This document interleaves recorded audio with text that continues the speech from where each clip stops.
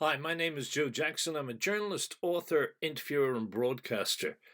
I had no plan to make a podcast tonight, but about 90 minutes ago, I saw on Facebook that David Crosby has died. I immediately heard in my mind a line he sang back in the 70s, which meant so much to me. Even if it is a cliche, in Long Time Gone, the darkest hour is just before the dawn.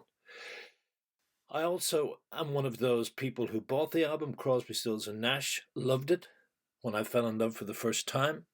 Some of its songs serenaded my first love affair, and also I went on to actually interview Crosby, Stills and Nash.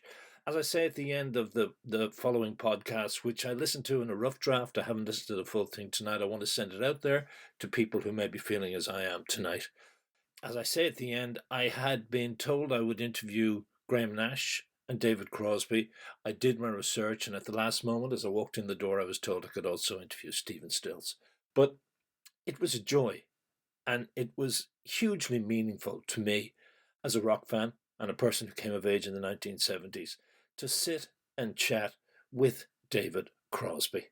So for all of those who may be missing him tonight, who may be, as I say, feeling as I am and reflecting on when we all first heard Crosby, Stills, Nash and Young, and all the times we heard them since the 1970s. The following is my interview with David from, I think, around 1990 when they came here to Dublin to do a live show. If you want to check out the articles I wrote about them, you can check joejacksoninterviewer.com. Let's just try it. You ever used this one? It's okay. It is. You've seen these ones. I even bought a good fucking machine so it wouldn't go like that. It's cost me what? $400 in the States. Alright. Have you seen the new? I hate them. What?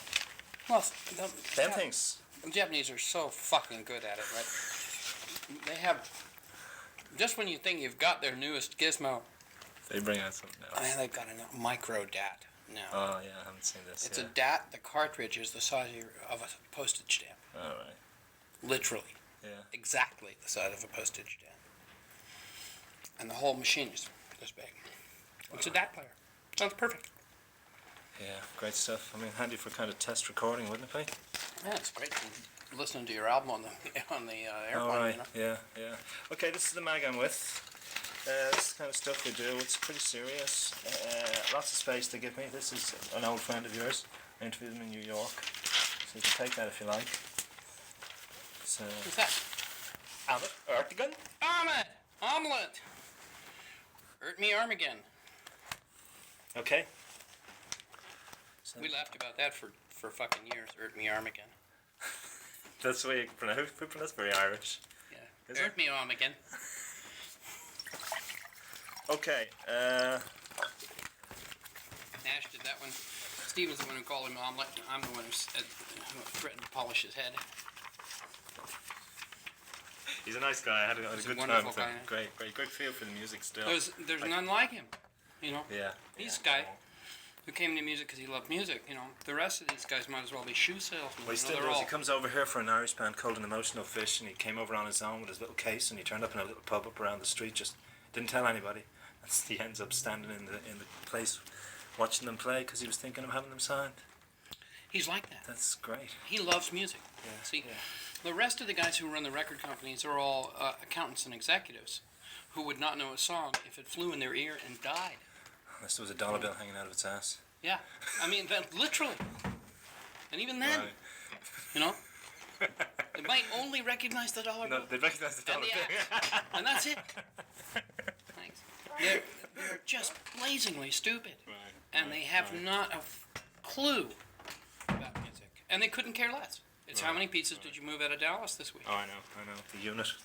Unit, how many units? Yeah, and man, it's so distressing because I've spent my whole life, you know, on this other program, you know, about Yeah, music yeah, and yeah. and it being magic. It's magic. Oh, but David, now you started off with money. No. Yeah. I mean, did I have money You did. You personally? had money when you started off, so maybe you didn't Well, have to be no, as no. concerned I about the personally catch. had no money. No. No, I had great good looks. But certainly no money. No, my family had some money. Okay, well, And my mother would bail me out if I, wound up in Oshkosh in jail. right. But, Okay, no, well, I have got specific questions about that. What I've tried to do in this set of questions is not to make it as drug focused as I'm sure you must be pissed off talking about. I don't mind. I'd like to shift the focus as much back to the music Good. because this is a music magazine.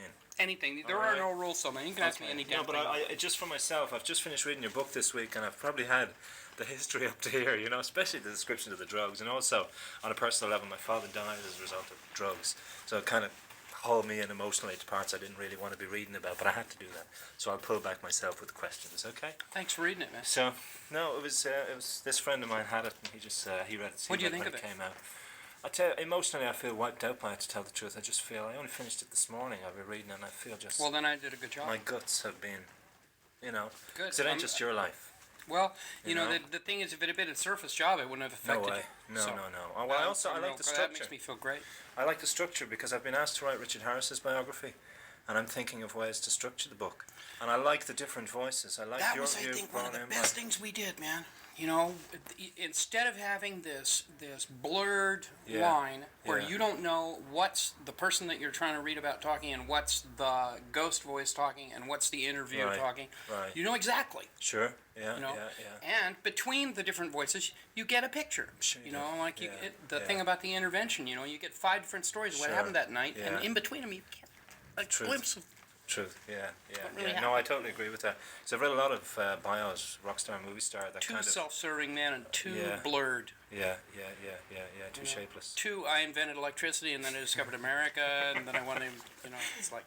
Well, that's only Elvis's book, isn't it? Okay, just give me the hidden the music guide from it. Now, I'm going to be throwing things at you that obviously come from the book. You have to remember that all these people will not have read that. So they're like 16 to 35 is our age group. So what was interesting to find was that the hit in music for you first came through Josh White, The Weavers, and the epiphany came through the classical moment, which you then later translated into orchestrated voices and all that. Wasn't that it? Yeah. My mother played music around our house when I was so young, that I was like completely impressionable. She Right. played tons of classical music. In my youth, which was the 40s, Right. there was a Sunday classic concert. Every right. Sunday they would, Right. the Philharmonic. The 1 hour, this Yeah. famous hour that went Yeah, right right. across. And that was always on in Yeah. our house. Right. She right. played classical music when you had to switch 78s. All right. When a concerto In a was this box. thick. Yeah, right. What's 78? Yeah, right. records? Yeah, and she was like, My go dad to the used to trouble. have those. She was really So wonderful. no wonder you have a fragmented worldview. That's how you heard Beethoven's choral Yeah. symphony. You think that stuff? Oh, you luxury! We had to eat gravel to get our music.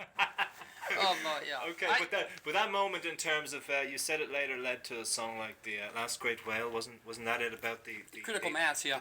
the mass of sounds and the blending voices. There's and no the question that harmonies. affected Right. me, man. And you can listen to Critical Mass, and it is plain that Bach, particularly probably the Brandenburgs, came and sat on my head. Right. And Right. and what better, Right, and right, Debussy and Grieg and Sibelius Right, and right. you know. But that blending with the folk influences of Josh White and the moments of truth you perceived in And the in that Weavers. music. And, Yeah. and oddly enough, a South African couple called Mirai and Miranda. I hadn't heard of those. I saw the names. Yeah, haven't They heard were of those. they sang songs about then, Right. And then Josh White, the first time that I realized what Strange Fruit was about, Yeah. I thought, oh my, this is like really heavy stuff. Social realism in your face. Yeah, and oh boy, because I had only heard, Sure. Kumbaya, it's like, it's a very nice party, whoopee, and then here's this guy talking about people hanging, Yeah. and I went, Yeah. wait a minute, Yeah. that really, and Odetta Yeah. was another Yeah, early, yeah, hit you in the face with like real brilliance, That is the kind of social realism that runs through your songs too. That later would kind of In the best of emerge them, in yeah. in the best of your songs. Not all of them, but sometimes we got there. Yeah. Oh well, I mean, it's not the easiest point to get to. Strange Fruit comes along once every. I think Ohio Right. was right. like a high point. I know I didn't write it, On but that level. On that level, yeah. Right. What about also, because I talked to Graham about how the jazz influences and your strange view of, not strange, but jazz-based view of harmonics and structures, how he, who had been listening to Charlie Mingus and stuff like that, and your love of the Everleys, obviously, with the harmonies. But the jazz thing very much, I don't think a lot of rock fans would have realised that at the time, or even realise it now, maybe. Well, again, it was my family. My brother was a big jazz fan and wanted to be a jazz drummer. He thought Shelly Man was like a major hero of his. So in the late 50s, he was playing Brubeck, Chet Baker, Stan Getz, early Coltrane, J.J. Johnson, you know, all those guys, you know. And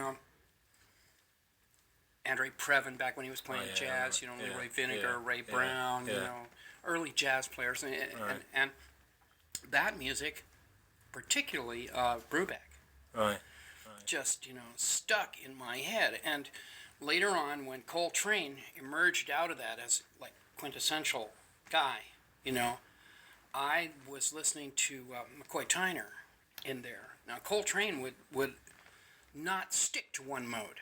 He was too explosive. Okay, so McCoy Tyner had to be these open-ended, you know, 7th, 9th, 13th, 51st, demented 7th, you know, crushed 9th, you know, kind of chords. And that stuff just really smacked me in the forebrain, man. I said, oh my God. But it wasn't a conscious study of it. It was more through osmosis, wasn't it? It was just, I've never studied music, man. Music has reached out and grabbed me by the throat. And that's what did it. Right, but it's a kind of, it could be seen almost, Bach and Mingus would almost be seen as polar opposites, but you kind of pulled them together. I don't think they're opposite at all. And I'm sure that Charlie didn't think so either. Right, Bach, yeah, maybe not Bach, you know, but some of the more kind of classical, as in classical music. You know, not Debussy, you know what I mean? Not the kind of formless. I'll tell you something, the jazz guys that I've talked to all listen to classical music. Without exception. You know, and I, you know, got to sit there in front of Coltrane and listen to him play, but I never got to talk to him. But if I had gotten to talk to him, I bet you money he listened to classical music at some point or another. Because it's too transcultural, it's too powerful, it sparks across that gap. You know, I think for readers, though, I'd want to get across that classical music doesn't necessarily mean classical music 5 years ago. Like, there's new classical music of this century, which is atonal, which is formless, which is... You know, my two favorite pieces are Copland's Appalachian Spring and Vaughan Williams' theme from Thomas Tallis. Right. Those are my two favorites of all. But what I think is great about this, there was a point where it would not have been cool to talk about these things to rock journalists or in rock magazines. Sure it wouldn't. Well, I've never been cool. No, but that's what's great. No, because it was supposed to be kind of the three chords, the blues, roots, folk, bass, rock and roll. Well, for some reason, I fell outside that. I never was an Elvis fan, you know, not after the first couple of records. You know, I never liked much of the doo-wop, you know, kind of thing. Even that, And but you like the Everleys. I loved the Everleys. The sound of the voices makes the sound of the voices nailed me to the floor. Dream. And I went, yes. Thank you. Yes. You know. Did you? We joked earlier about you coming from a relatively privileged background. I did. Yeah. My father was a filmmaker. You know, a cinematographer, and I would guess you call it upper middle class. You know, in L.A. You know. And they say if you're dividing up the difference, I was just talking to Graham about his working class background, and he said that the opposites there helped you and he click immensely on all those levels, chemically, musically, class-wise, and that. When you read of someone from a moneyed background, it suggested that you or they would have a kind of look on the world as a plaything, that almost pleasure is your birthright. Elitist kind of approach, yeah. No, I don't only mean elitist, I mean like, because it can lead into drugs and your other excesses, that you almost look on the world as this is there to give me pleasure. You know what I mean? Is that any, did you feel that was your birthright? There might be some of that, because I always have wanted to have a lot of fun. You know, I've never struggled, you know, and I think it did damage me in a certain way. I'll tell you exactly. When I left home, I did, you know, experience being completely flat broke and having to, you know, like work to get $5 in a day was like a big day. That was like working basket houses in New York, where you'd pass the basket after you sang, and whatever you got, that was how much you ate that day. Okay. That helped a lot. Right. So did hitchhiking, from New York to Toronto. So did like being out in the world and living in, rough circumstances, having to support myself. That was all very good for me. Right. But the fact is that I won very early. Even those periods of time, I was having a great time. Right. And very shortly thereafter, I won in the birds. The brass ring dropped right squarely over my nose, and then bigger than hell, I won bigger than that. In CSN and CSNY, and so I never had long, protracted, soul building kind of struggle. Well, you had that later, and we can talk about that. Had it later on, yeah. But what it did was it gave me a maybe not, maybe too easy a time, Right. In terms of structuring the soul or getting some kind of substance down there. I think, I don't feel that I really came to that until I was in prison. Right. Yeah. That's what I felt from the book anyway. That is the sense I got. I think that's probably true. Right. I mean, I don't know if that's bad, good, or indifferent, but I think it's probably true. Yeah. But you also, I mean, you were looking for, I know you were drinking cough syrup at 16. Yeah. Isn't this one of the kicks you got? And rum and coke. I always wanted to be loaded. Always. Even at 16, was that was earlier than that? Well, with a lot of kids here, a lot of the kids reading this mag would be doing the cough syrup too right now. I always wanted to be loaded from the very first time I could remember it. I ate for the kick. For something, I don't know, man. Some of us are tilted that way. Right. I can't tell you. I can't explain it to you. I know that it was a natural thing for me to want to be wacko. Right. And I was every way I could be from the first minute I could work it out. Right. What about wacko? One thing I did get from the book was a sense of sexual reserve in terms of writing about it. Like even when you talk about the first time with a woman, you don't even use the word sex, and you link it immediately to your mother maybe knowing.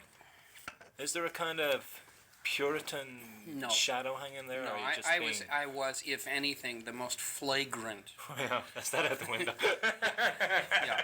No, man, my thing used to be to get into, like groups of people, and move hither and thither and yon. But even from 16 onwards, were you that liberated, that uninhibited? Yeah. From the beginning. Sexually, tremendously uninhibited person.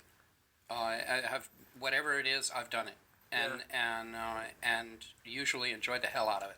Yeah. And without the baggage of guilt that a lot of Irish people would feel and that kind of stuff. Definitely. Yeah. I was out there, out there. And then as I got more stoned, I got more kinky. Right. And until I was like quite kinkified towards the end there. But even in the more healthier periods earlier on, I was my favorite thing. Triad was was three people. Yeah. I loved three people. I thought three people. Did it matter about their sex? It turned out not. No. Right. It didn't.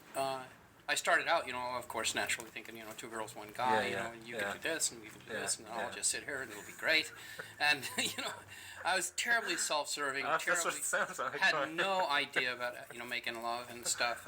It was all very, I was a very greedy for pleasure kid. Right. But it turned out later on, that it could go either way, and it wasn't Didn't really matter. that big a thing. It was kind of a good adventure either way. But doesn't one of your female lovers, I can't remember, maybe her name is Shelley, if I'm getting the name right, talk about how she felt excluded from your threesomes, that you have one shot, and if she doesn't get it, she's a woman left dissatisfied. That's always been true, man. That's always been true. Yeah. The fantasy, the harem fantasy, is pure fantasy. Any healthy woman can fuck any 5 guys into the ground. And no man that I know in the world can really take care of even one woman. Let's tell the truth here. All right, okay, we're into honesty. That's the truth, That's the real truth. The rest is fantasy, sheer fantasy. But of course, I lived in a lot of fantasy. Right. But so would men have felt excluded? Would they have felt? I mean, would you have been the one getting most of the pleasure? Would anybody come back to you later and say, David, that was selfish. Did nothing for me, or was it all? Or did you give a fuck what it meant to them? at that point. See, I probably did, and I probably tried to be such a smiley little guy that everybody, would forgive me for my greed. Well, that always worked, didn't it? Yeah, it always worked pretty well. Do you when it's would Graham have been hauled into those threesomes? No, Graham's a pretty private guy about sex. Is he? Yeah. So Stephen. But Graham talks about being in love with you, and that could be read as sexually. And talks about you were all in love at the time. There's no question we love each other, but it's been as human beings, Right. He's an exemplary human being. Right. And I've learned a tremendous amount from him. Right. Right. He's got strength and honesty and givingness and an adventurousness of spirit that I find most admirable. Right. And I have sought to emulate him in a lot of ways. Right. You do write in the book, and also James Taylor talked to me about it, about how people who get hooked on a drug turn the sexual hit into a substitute, and the person becomes only that. Mm-hmm. I mean, isn't that part of the syndrome that people who use it, when they glorify the use of, don't always talk about? That the recipient of your whatever becomes just another kind of hit for the drug you don't have, or you're using with it. There's that too, and also you become obsessed with it, and on a very low level. Sex. Yeah. Obsessed with the hit probably more than sex. I'm obsessed with the hit and obsessed with sex. Both. Right. Cocaine does that in particular. Part of the cocaine psychosis is to become very obsessed with sex and very, you look at Freud's writings and you can tell he was a coke addict. Right. Okay. Yeah. There's you become obsessed with it, and you also get a little kinky, and depending on where you start, you get maybe a lot kinky. Right. But you get obsessed with it, and when cocaine turns to freebase, your consciousness just gets lower and lower and lower and more insisted and more compressed until the world is about as big as the light spilling out of the lamp in front of you. Right. It's on the little glassware pieces, and on maybe whoever's next to you, or between your legs, or. Well, the light's between his legs then, and what you're receiving from it. The only light. Yeah. But doesn't it also leave you sexually incapacitated? Yeah. Can't it? Yeah. Which is the other side that people don't often talk about. It leaves you unable to do fucking anything except take it. Noodle City. It's the truth. And heroin too, which I was I've been a stone junkie for years, and heroin doesn't let you come. Right. You cannot. Right. I don't care. Brigitte Bardot and Jane Fonda together could not get you to come. With one another, and you watching. Involved, dedicated work. Brilliant work. No. It still wouldn't work. No, Noodle City. Right.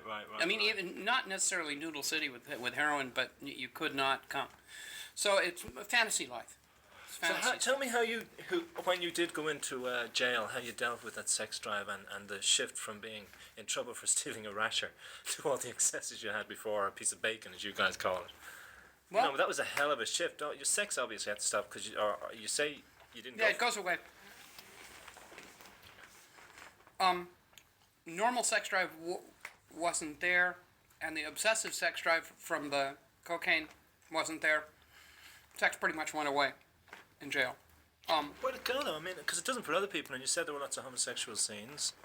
So. Well, there are only with the old guys. Only with the guys that are there for more than 10 years. The people that are there for short times don't do that. The homosexual stuff in prisons is grossly overrated.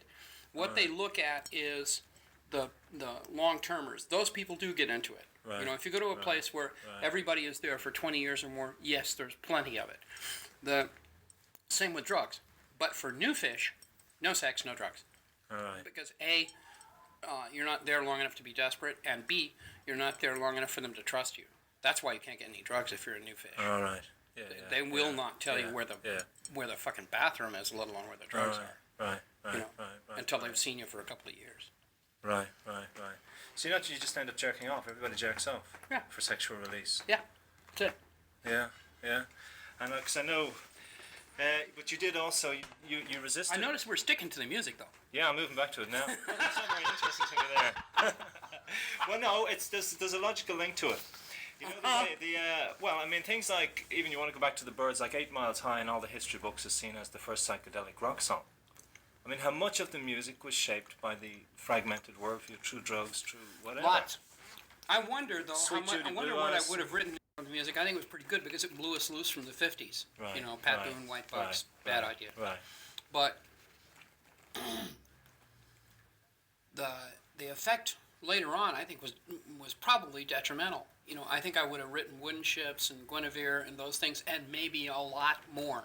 When I look at Critical Mass, I think, God, you know, if you've been actually willing to work at it, Right. you could have written Right. some stuff Right, that right, would have, you know, right. gone further. So would any of that be, I want to get the hit from the song, and I want to get it, no, I don't mean a hit record, I mean the charge as quickly as possible, so you kind of push it to its conclusion when it really should have evolved in a different way. I've done that as a writer for a really long time. I'm only Right. now just starting to really work on songs over a long period of time. I've been so eager to finish a song and show it to you and get the approval. Sure, You know, right. Say, look what I've Right. got, you know. That I too often just go with the first hit, Right, you know, instead right. of sitting there and saying, well, but wait a minute, you know, this is really an incomplete idea, or this is, you know, pretty arcane, or this is not really accessible at all. How do I, you know, make it work way better? Right. I'm starting to do that now. Right. Is that because you're clean now and you have to be clean? Or are you? Yeah, Yeah, it's because I have a much longer attention span now. right. And because I'm an older guy and I've got, you know, more concentration on it, and because hopefully I'm getting smarter. Right. Did the Coltrane influence come through on 8 Miles High, and would that have come from you? That was direct, yeah. Yeah, I played, the particular specific song is Africa Brass, yeah, and I played it, I was taken by it, just smitten by that song in particular. right. And right. I played it over and over and over and over and over and over and over again, and I played it in McGuinn's ear endlessly. I did the same thing to him with that I had done to him before with Ravi Shankar. Right. Oh, yeah. I turn a lot of people into Ravi Shankar. Somebody just played it to me, and I went, "Oh man, that's beautiful." Right. I think I might have been the one who played it to George. I think that's almost accepted as fact, isn't it? That the Beatles being influenced by the Byrds or by you at that point. I don't know. It might have. Changed It might have been. I think probably two or three people played it for him, but that particular one nailed me. And the other one that I turned a lot of people onto was the Bulgarian folk music, Right. which was you know the first of those Bulgarian National Folk Choir and Ensemble records, Right. which was just a total stunner, man. Right. That one, I turned Nash onto that, and we both just were like incredibly affected by it. So is it wrong then when you see to have it just reduced to 8 Miles High being the first drug song? They should also look on the jazz influence and the art and the other It's never reflections. just You know what I one mean? thing, you know? Fragmented. It was also a real good. Doctor, you're What a full focus. fucking yeah. Give us another 5 minutes. Do we have another 5 minutes here? Give us Sure. 5, Hello? and because we're right in the middle, and I'll get it done. I promise. Okay. What did you get? What have you got? What have you got? New Dick Francis. Oh, yeah, we got that. I heard there's a new last time. Go ahead. There's also a new Martin Cruz Smith, man. The guy, Yes, I got that. You got it, yeah. Okay, go ahead. I'll just sit here and read. Eavesdropping. The other thing about that song was the effect of the three of us writing it together, me and Gene and Roger. You know, Right. that's one of the things that made it a good song. You know, because Gene was kind of clunky, and Roger was, you know, off in another direction. I was off in a third Right. direction, and the combination was what made it a good song. Right. I think. And how, that kind of the one thing we did talk about was the you can become self-serving through the use of drugs and be blind to political realities outside. I mean, we were just talking about sexuality, but political realities when, like, For What It's Worth was written. I mean, there was also that element of you didn't turn away and you had your tirades on stage against Who Killed Kennedy and what are the names and all that stuff. I mean, you weren't that closed off from what was happening. Not then. Oh, later. Later on, I got closed off. Back then, you know, there's a difference in different drugs, and there's a difference in the length of time you do them. When you are doing essentially just smoking pot and taking psychedelics, you're still pretty alive. You know, they may not be the best things in the world for you, but you're not really shut down yet. Right. Pot can make you pretty lazy, Right. but you're not really shut down as a human, I don't think. Cocaine and heroin, later on, heavy use, you could graph my awareness of the world, you know, in a reverse curve right. matched the increased curve of the dope. Right. But you were responding the night Robert Kennedy was killed. You were inspired right out of that, weren't you? Oh, yeah. Yeah? Yeah, we all were all the way down the line. We were always like, we felt that we had every right to respond to the world just the same as everybody else did, and if we had better tools to do it with, then tough. Who do you finally think killed JFK? Well, that's a good question. My personal one? Yeah. I think that guys that were independent contract operators that worked jobs, the kind of jobs that the CIA would not do for themselves. Paramilitary guys working out of New Orleans did the actual work and were killed soon thereafter. I think it was paid for by H.L. Hunt. And I think it was orchestrated by professionals who I don't think we'll ever know exactly who they were. But you got to understand, this is a guy who didn't send the air cover in Bay of Pigs. So that entire community would have done it for free. You don't have to pay them. Sure. All those people, all the CIA guys and all the lower level guys that did CIA dirty jobs would have done it for free. Right. Okay. Okay. Because all their buddies died on that beach. Okay. So, and I think, he had made plenty of enemies. He didn't have to make the usual kind of deals that any president did. He had his own bucks. Papa Joe gave him the bucks, and so he was very dangerous to the established people who have been running the country and the world, for since I can remember, the people who have all the money. So how much of a turning point was that for people? I mean, the people, because we were saying earlier that you can turn into yourself, that a lot of young people at the point saw everything fragmented when John F. Kennedy was killed, followed by Robert Kennedy and Martin Luther King, and everybody just gave up hope on a particular vision of the I world. don't think we gave up hope then. It takes a long time to give up hope. It did blow us loose from society. We ceased to believe that we could work within the system. Yeah. It's taken until now for us to get back to wanting to work in the system.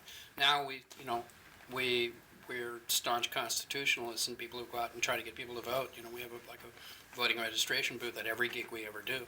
Right. Some of us work for candidates even, and we work for a lot of, causes. We try to work within the system now, but back then we pretty much felt that we'd been excluded from the system, that the system had failed us. Right, okay. Yeah, I think I should talk to Stephen there. I used to work in a factory as a kid, as sheet metal worker. At least you get some stuff, at least we I know, I'm trying to get different views, and I don't want the same people, you're all talking on the same things, obviously, you know what I mean? The best thing about us is that we actually will tell you something. Okay. We're not very careful. Nobody told me I had Stephen, which really pisses me off. I wasn't told until I walked in the door, which as you can see, I've done my work on you, like reading the book and all that stuff. So I thought we were going to have a good 30 minutes on broadcast. Got a flaming question you want to ask, the last one? Yeah, well, there was quite a few there. Yeah, could you just, because we do have it is a question on drugs, and then I'll end with music. We have a lot of people, we have a huge drugs problem right here in this city where we're talking. A lot of young people, because there's 1 million people unemployed, which is a third of the population, are turning to glue, any fucking thing they can use. Could you give me one moment that you really think now, that could slap them in the faces and say, this is maybe where it could end up? Was there a moment that really hurt most, made you realise you degraded yourself or other people to a point beyond belief, or... No? A couple of things. One, I wound up not being able to write, which is certainly the main gift that I was given. Right. But it isn't just yourself you hurt. Right. You hurt all the people around you. Right. Right. Well, you hurt Graham, obviously. Badly. My daughter, too. Right.